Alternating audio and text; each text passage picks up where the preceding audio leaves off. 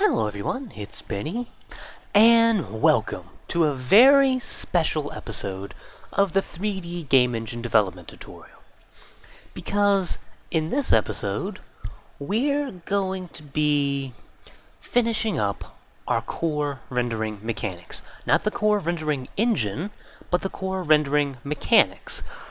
And these are the heart of our whole rendering system. These are the basic systems that are going to make up every other thing we do with rendering in this whole engine.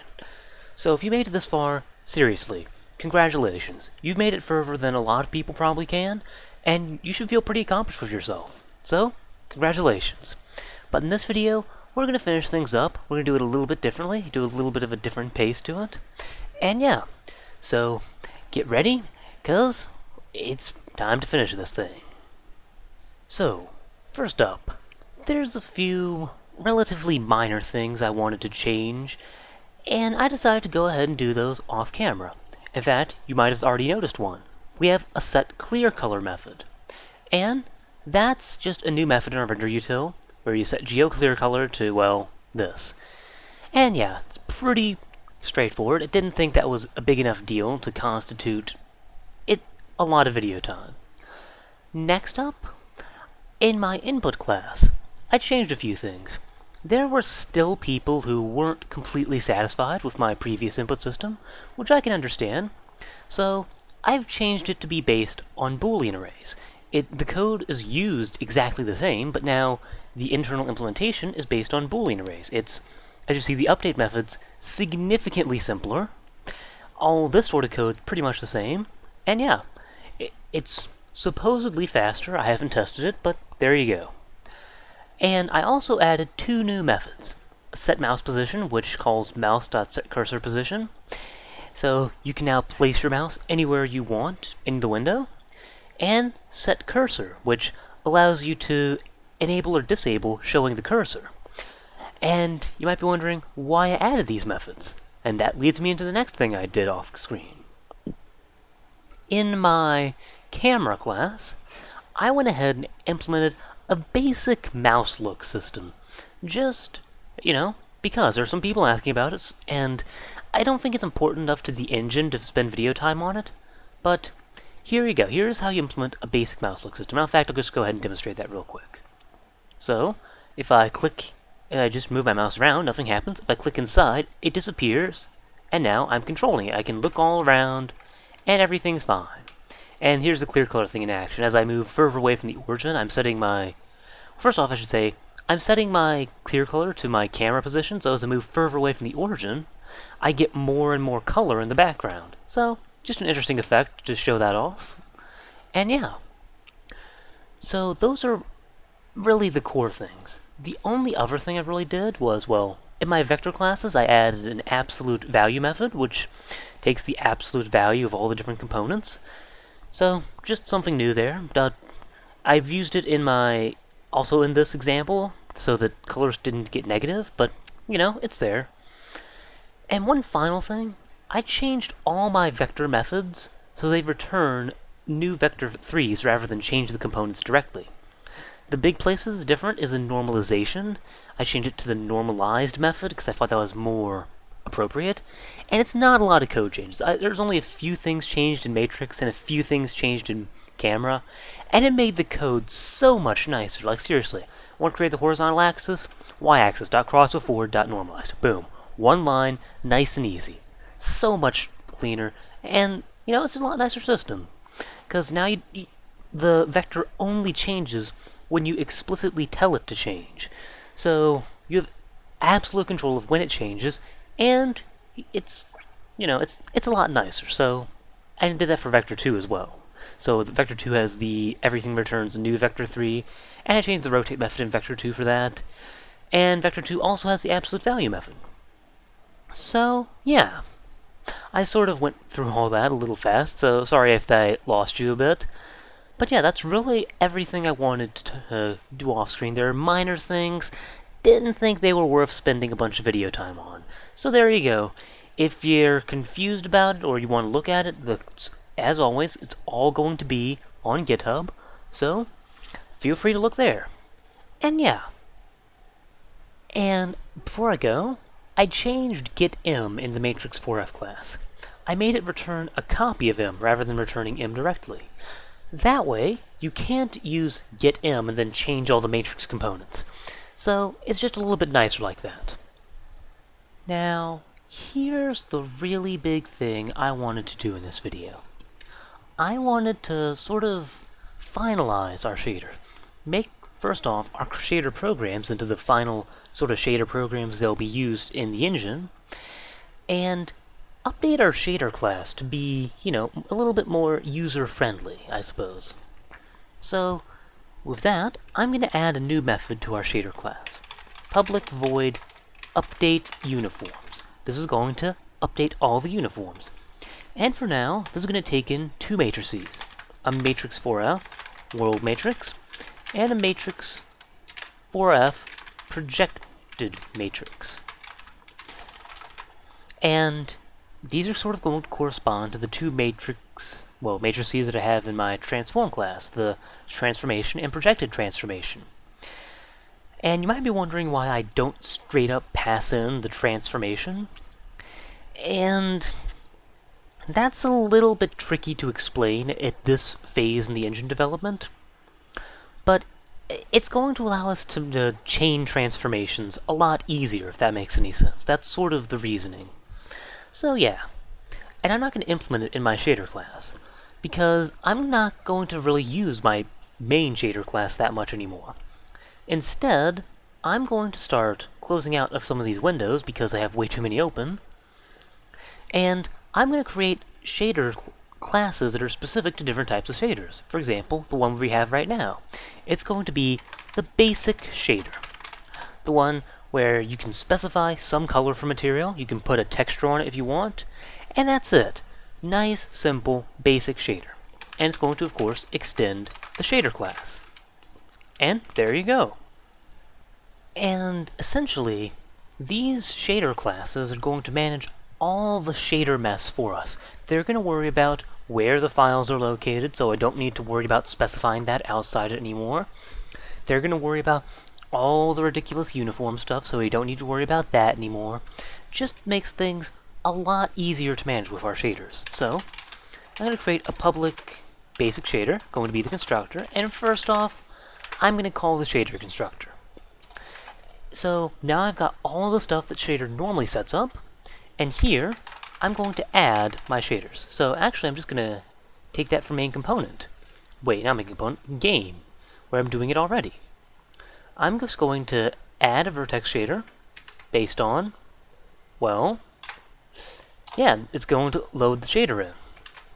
And you can do this in more complicated ways if you want. Maybe you figure out, hey, I'm having trouble loading stuff in the constructor, or it's causing performance issues, and I can understand that. So maybe you'd want to do this a little bit differently later, but this is really all I care about for now. This is enough for me. So I'm going to add the two shader.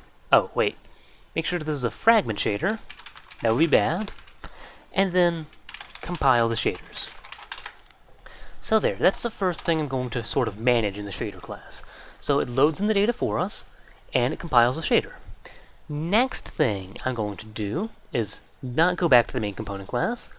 I'm going to manage all the uniforms. It's going to add all the uniforms here, so I don't need to worry about all the different uniform systems anymore. I can just set them up all in the constructor, and the shader class manages it for us. So, yeah. And finally, of course, I'm going to have a method of updating the shader. So I'm going to sort of override this, and I'm essentially not going to go back to the main component class. Going to set all my uniforms in my update uniforms method. So again, all the shader stuff, all the uniforms, is managed for us. So, in these classes, so they're that much easier to use. And yeah, so this is most of what I want in the basic shader class. So let's start using it. Let's get rid of our current shader. So I'm just going to comment this out and delete the code where there's an error. So screw you and screw you. So now I'm going to change it back, and shader is a new basic shader now. So we've now created a new basic shader. And with that, we should be able to do here, say, shader.bind, and then shader.update uniforms. It takes in world matrix, so transform.getProject. Oh, right, transform object, not transform class. Transform.getTransformation and transform.getProjectedTransformation. And this should give me an error. Excellent. /red/ fragmentshader.fs. Now if I run, I get the same result, except now it's just that much easier to use because, well, now I don't need to worry about all the shader management. All that's done for me in these side classes. So yeah, there you go. And before I get off the topic of shaders, I'm going to go ahead and finalize my actual shader programs because I don't want just a temporary shader program anymore. I want this to be the final shader that is used in the engine. So I'm going to go ahead and finalize these. And believe it or not, for the most part, this is what I want. In fact, I don't think I'm going to change anything in the vertex shader. The vertex shader is completely fine for me. So there. The fragment shader, however, I want one more thing. Just one more. That's going to be a new uniform. It's going to actually, wait a second. Okay, never mind. Sorry. I'm freaking out for no apparent reason. I'm going to have a uniform vector3 called color. So now I can set an explicit color for this. So, times color. And that'll be my fragment color. It'll be texture 2D, and I can multiply it by color. So I can apply certain different colors to it, and get a little bit of different looks and things. So yeah, there you go. That's all I really want to change in our final shader system. And of course, that means updating our shader. Whatever shall we do? Well, we'll add a uniform, color, and in here we'll need to set the uniform. And this is where things might get a little bit weird, because how do I pass in a color? This is where we create a new class called the material class. I'm not going to do too much with this class just yet, because I don't have that much to do things with, but yeah. So, in the material class, I'm going to have a private texture, and some private vector3 color. And that's all the data I care about. And that's not going to be much more than a wrapper class right now, but that's what I'm going to have for the time being. And of course, getters and setters, because everyone needs their getters and setters. So generate getters and setters at the end, there. In the constructor, yeah, for now in the constructor I'll just take in a texture. So texture, and vector3f color. And this dot texture equals texture, and this dot color equals color. That's all I'm going to do with material for now. I'm not going to go too deep into that until I have a better reason to do so. And actually with that, I can simplify my game class even more, because, well, before I do that, I'm going to change my update uniforms method in my shader systems, because I now want to take in a material, so material. And again, in here, material. And here, I'm going to apply the material. So, in this case, that's actually pretty easy. Set uniform, and it'll be color, material.getColor.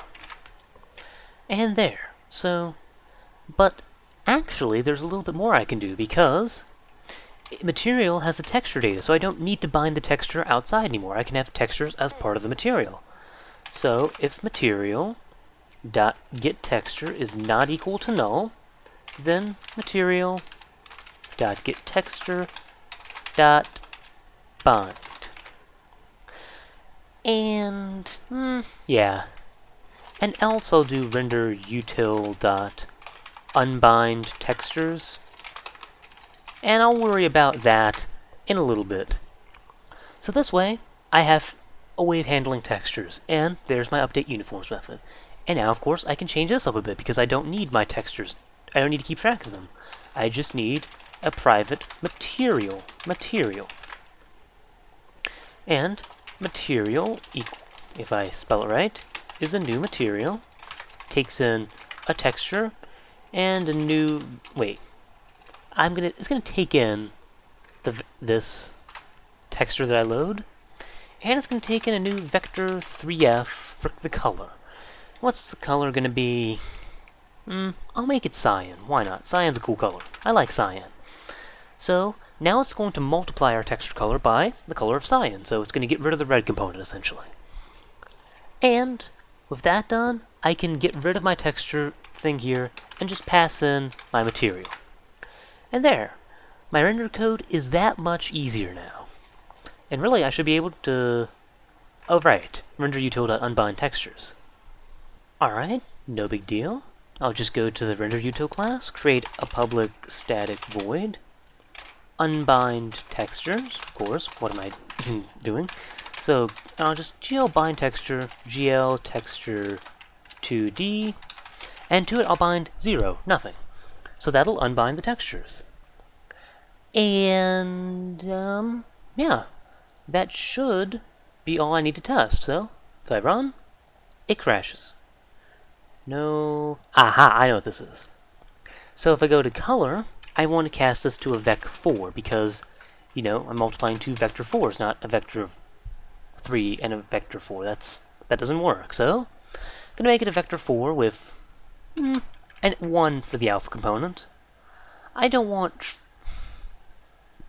yeah, I'll leave it as 1 for now. And I forgot to mention, if you want to be able to just pass in, say, like null for the texture and just draw color, what you'll want to do is you'll want to change your code like this. You want to take in a vec4 texture color and test if that's 0. If it is 0, that means you don't have a texture, and you want your output to just be the color. Otherwise, do the same code we were doing before. So yeah, that's all I wanted to bring up. So yeah, back to the main video. So now with that out of the way, I should be able to run. And hey, there you go. So this is what our little pyramid looks like when masked with cyan. And there you go. That pretty much completes the rendering system, at least that I wanted to do right now. So yeah, those are the basic rendering mechanics. They're all done with our little rotating cyan pyramid. So yeah, it's been a pretty long ride, but we've made it. So you might be wondering, now that we finished with our basic rendering mechanics, what's up next? Oh, I almost forgot. As for the... you know what? I'll just do that off-screen and upload it to GitHub. I'm talking about loading in vertex texture coordinates from OBJ files. Yeah, I'll do that off-screen because it's not going to be a huge change to the code. It's just going to be, hey, if it's a vertex coordinate, then add it to the vertex as a vertex coordinate. You know how to do that. You should be able to figure that out on your own. So I'll just do that off-screen. The code will be on GitHub if you're interested. And yeah, point is, right now, we're finished with our rendering mechanics, for the most part. So what's up next? Now that we got our basic rendering mechanics, what do we do? Well, the next thing I'm going to talk about is another rendering topic. It's going to be lighting. It's all about how do I achieve, well, realistic lighting? How do I shine a light on something and then make it appear like there's a light spot on it? Maybe it's shiny and just reflects some light straight into my eyes like those annoying mirrors in the sun. And yeah, that's going to be our next topic. It's not going to be quite as long as this because there's not as much to do. Once I have working lights, it's done, but it's still significant because realistic lighting is a pretty big topic. There's a lot that goes into it. Now, make sure to cover as much as I'll cover a fair bit of it. You'll see what I mean when I get there. I'm not going to cover all of it because some of it gets a little interesting. In fact, I'll upload the companion video at first, explaining where realistic lighting equations come from. That way, you hopefully will get the idea of where I'm coming from when I'm sort of saying, I'm going to cover lighting, but not all of lighting. So, yeah. Hope you enjoyed, hope you learned, and hope you're looking forward to lighting coming up next. Thank you, and see you then. Whoops, I have completely forgot to undo mouse look when I tried to stop the video. Yeah, thank you. See you next time.